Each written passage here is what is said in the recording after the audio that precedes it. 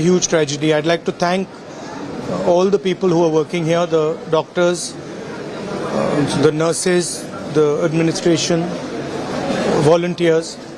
I'm very proud of everyone who's working here, but it's very, very sad to see. Is the opposition helps India? Is it the landslide is a national disaster?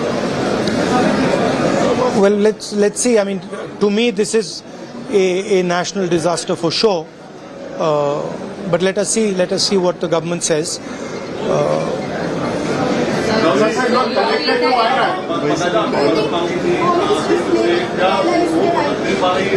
Look, I don't think this is the place or the time to talk about political issues. People here require help. So I think the time right now is to make sure that all the assistance comes. There are people here who are in shock. They need medical assistance. So I think those are the things we should be discussing. Let me finish. I'm not interested in politics right now. I'm interested in the people of Wayanad.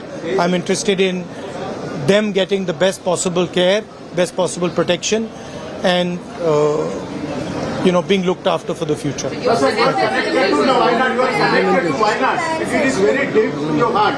So how you feel after this disaster? And you are also part of this system. You are also part of this Wayanad. I feel how I had felt when my father died. That I've seen so many people. I remember what I felt when my father died, and here people have not just lost a father, they've lost the whole family, entire family, brother, sister, mother, father. So I know what I felt, and this is much worse than that. And it's not one person who's feeling it, it's thousands of people who are feeling it. So it's very, very sad. And I think we all owe these people respect, affection, and we should all be standing with them.